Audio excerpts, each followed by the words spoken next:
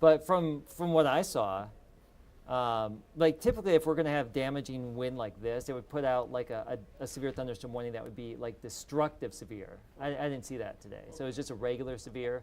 This thing just kind of ramped up at the wrong time. But when it hit, it probably would have been categorized. Had they known Yeah. categorized Like as if this destructive. had ramped up in southern Brown County and then moved that way, it would have been a higher level priority probably. Okay, she's ready to go. Okay, All right, so we'll yeah. just do it at the wall, whatever you want to do, I'll follow along. Okay. All right, thanks. Hey, Brittany. Hey Keith, are you ready? Yeah, I had to call Jordan there to fix the source to get the graphics in there. So I'm all good. You're good, okay. We won't belabor this. I will start this here shortly. I'll just do a little intro of what we're hearing. Okay. To bring people video soon. We got a crew on the way, but and then I'll round off with some power outages that I see here on our map. So.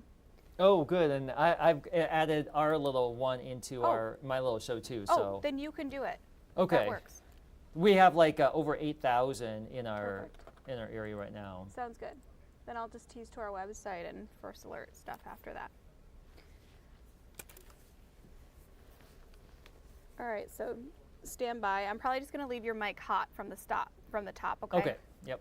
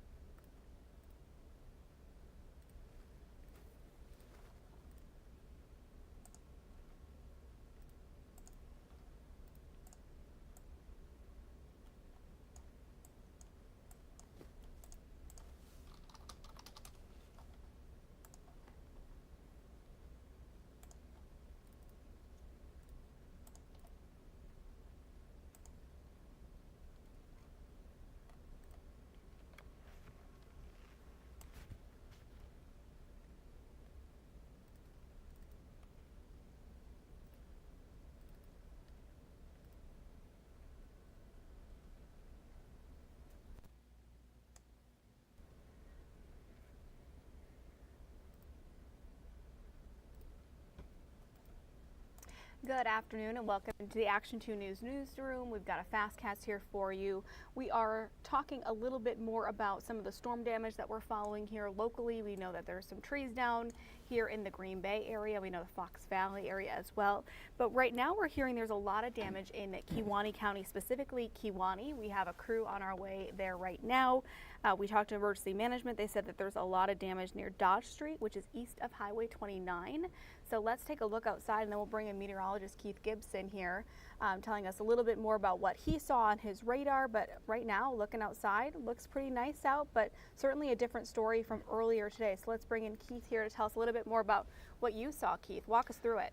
Yeah, so we, as we gave you the first alert the last couple of days, the potential for some storms yesterday, last night, and this morning. We had the storms in the wee hours of the overnight in some spots, and we had another batch of storms develop west of the Fox Valley during the morning hours, and they started to really intensify here. And I want to go to First Alert Viper Max, and the strongest radar signature we had was right over Kewaunee, and this is wind velocity. Now, this is wind speeds that were sampled about 1,500 feet above ground level, and I've highlighted a couple of areas. Kewaunee itself, about 100 miles per hour, where we have the brighter yellow here. Now, not all of that wind likely made it to the ground, but we had some very intense wind that did make it to the ground. And whenever we have wind speeds that close to ground level, that high, we know there could be some serious wind damage potential.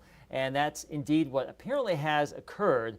Now, as far as the power outages right now, over 8,000 customers without power here in our area as of this hour.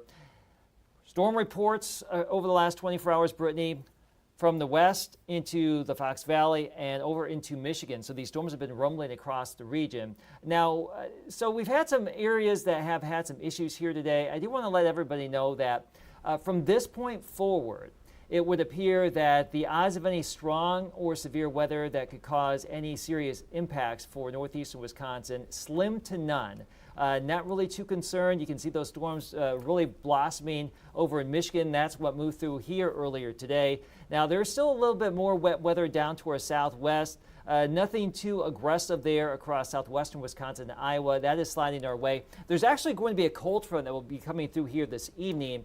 The big complex that moved through this morning has really zapped a lot of the energy out of the atmosphere. So we, in theory, should be in pretty good shape as far as storminess for the rest of today. However, until that cold front goes through, never say never with Mother Nature. So we are keeping the first alert weather day going through the early evening, but the risk of any more serious weather is pretty low. And I know it's still pretty muggy out there, but with the cloud cover and the rain we've had, it's not as serious as far as what the heat indices were yesterday, but it's still going to be pretty muggy this evening, Brittany.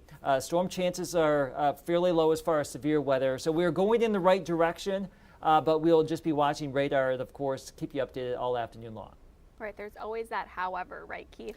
Right, never say never. You know, we're about 99%, but until you get to 100, you just can't say. So we'll watch it here, but I'm pretty optimistic that the worst is done with this event.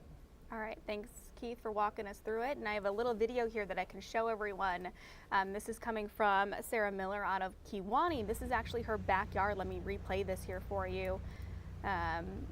There's her backyard. You can see Lake Michigan right behind there. And that is her backyard. A lot of downed trees and that wind that Keith was just kind of talking about that sprung up there. So we have a crew, like I said, on our way there. We're told from emergency management that there's a lot of damage near Dodge Street, which is east of Highway 29. So we'll have live coverage for you tonight at 4, 5, 6, and 10.